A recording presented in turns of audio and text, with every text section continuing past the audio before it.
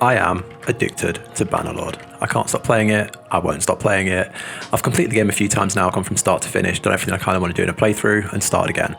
And every time I play, I learn something new, maybe a subtle little trick here and there, or a system I haven't used that I kind of get more experience in and get a new appreciation for. So every time I play through, I feel like I'm doing more and I'm enjoying the game more. So I want to share some of these tips with you to hopefully open up more of the game to you and, increase your enjoyment of Bannerlord. So yeah, today we're going to go through some Bannerlord tips. We're going to break these up into sections and just kind of cover everything as fast as possible. So let's get straight into it. First, we're going into combat tips. So the tutorial covers a lot, but it does miss quite a few key things. On troop management, if you're struggling with troop management, or you just don't want to do it, or you don't enjoy troop management, or maybe you're just not very good at tactics, press F6 when you select a unit type, and it will completely give AI control.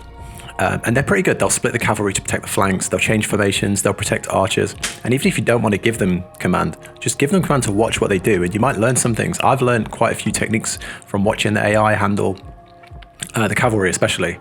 So next tip, you can take 4 pieces of equipment into battle. So try to take something for every occasion. A few of my favorites, a polearm, like a spear type thing.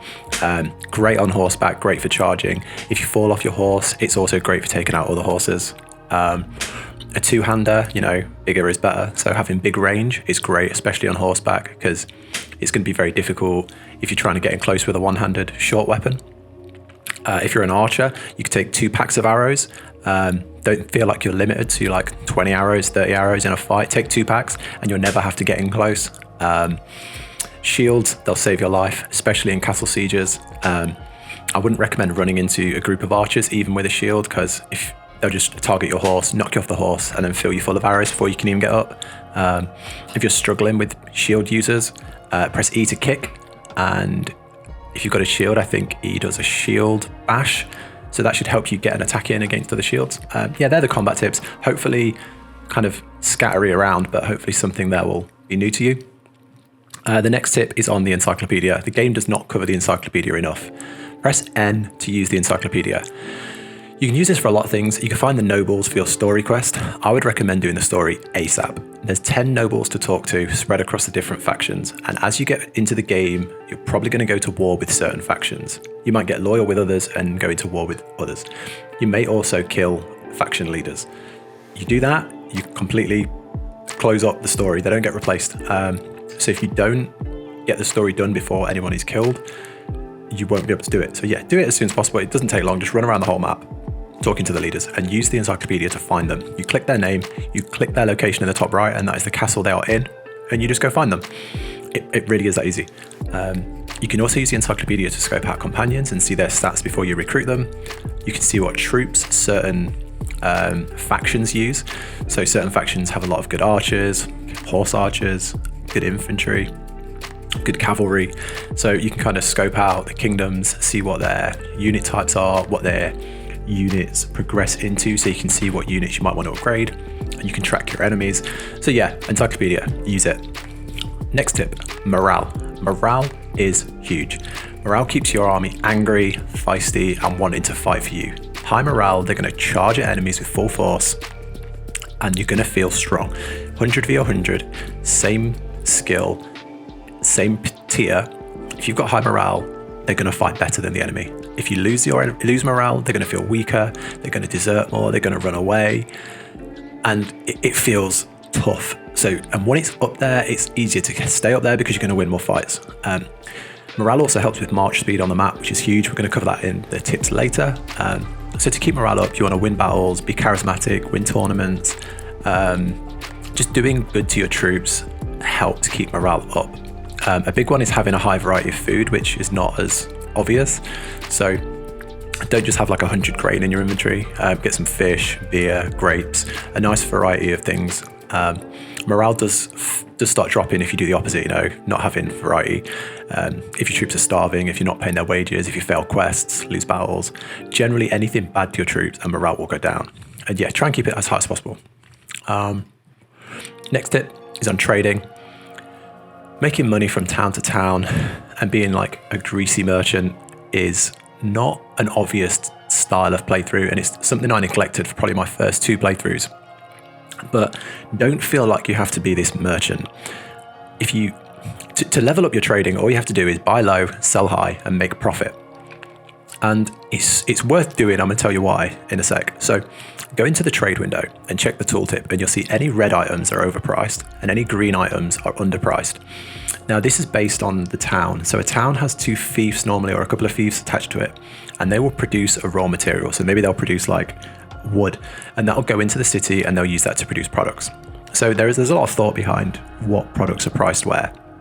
If you think a coastal village would have like fish at a low price because they've got a lot of access to it, things like that. Now, you want to make like trading lines between cities where you buy at one place, sell to another. Once your trade gets higher, or if you find caravans, talk to them and say, do you have any trade rumors? They'll tell you stuff. Now, when you go into the trade tooltip and you see like a red item, it will tell you where you can buy this item low. And say if you see a green item, it will tell you where you can sell the item high. That's a great way to create your own trade routes. Also, when trade is high enough, later in the game, you can use it to barter for properties. So you could convince someone to trade you their town. And it's a great way to get cities and kingdoms built without war. So I highly recommend leveling up trading, even just to make money in the early game. On trading as well, I would say funnel all your trading income into making passive income, workshops, caravans, so that you can recover your troop wages. The next big tip is movement speed. Maybe seems obvious that, things affect movement speed, but it isn't obvious how it affects it. So I just want to quickly go into it. If you're slow, you will not catch your enemies. You'll not catch those lucrative caravans full of items, and those big armies will hunt you down and kill you. So expand the bar at the bottom and you'll see movement speed. Certain factions have improvements in certain areas, and there's certain perks that improve it. So like there's a faction that travels faster in the snow or the desert, I think, and then there's perks that make you move faster at night, things like that. But there's much more basic things that you can do. Having cavalry as a large piece of your army makes your army move faster, obviously, because horses are faster than infantry. If you don't want to get lots of cavalry, having horses in your party still makes you move faster. So if you think like, if you've got 100 infantry and 100 infantry and 100 horses in your infantry, the infantry will ride the horses on the map, so you will move faster. High morale, which we touched on earlier, also improves movement speed. Now, if you're over your troop limit, item limit, or if you're carrying any prisoners, this will start to decrease your movement speed because you're slowed down by other things. It also gets slower if you have herd. So herd items are sheep, pigs, and cows, any of those in your inventory. So if you've looted those, or if you stole them, or if you're buying them for food along the way, they're going to slow you down. I'm not certain how mules work, but I think they slow you down too. Don't quote me on that. I'm not positive. Next tip is on companions. So just like Pokemon, you don't just want 5 of the same type of Pokemon. Same here with companions. You don't just want 5 of the same, like 5 warrior companions. If you go into your clan tab, you can assign your companions roles. So what you want to do is when you're looking for companions, use the Encyclopaedia to see what the companions can do. So you can check their skills in the Encyclopaedia, and then you can hunt them down, the ones you want. Now, you want to have them to do certain roles. You want somebody who's good at engineering for any sieges. You want someone who's good at medicine to heal your troops. If there's a certain thing you don't want to do, like you don't want to trade, get someone with a high trade for trades and things like that. You want to tick off all these boxes, and they're the first, in my opinion, the first 3 or 4 companions that you want to be recruiting. Next up, if you're looking for starting your own army, to start your own party and then have them go around the map with their own troops, you want someone who's a good fighter. If you want to be like a rogue, get someone who's a bit treacherous. If you want to create a caravan, maybe get someone who's good with trade and charm. If in the late game, when you want to manage your own kingdoms, somebody with good leadership and steward. I think trade helps as well.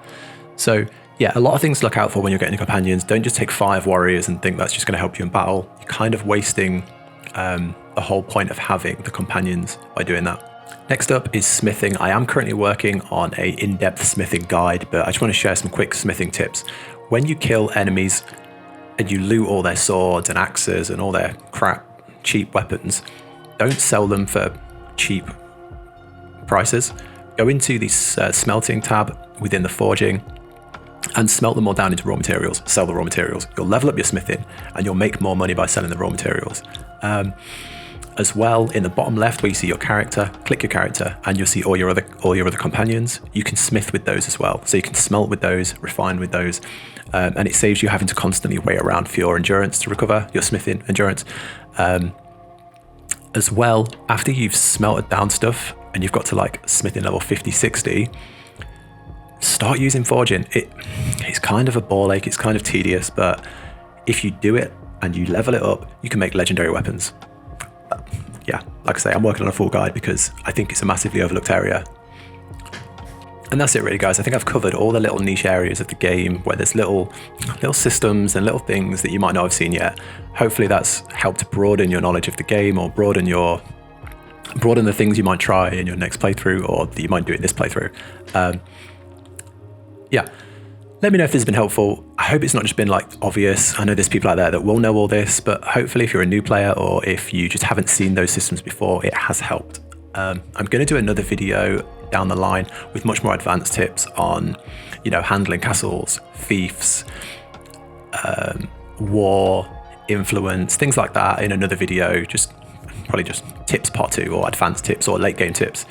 Let me know if that's something you'd be into. Let me know what you think of the video, and thank you so much for sticking around. If it's helped, drop a like on the video. If it hasn't, let me know. I want to improve. So yeah, thanks a lot, guys, and I'll catch you in the next one.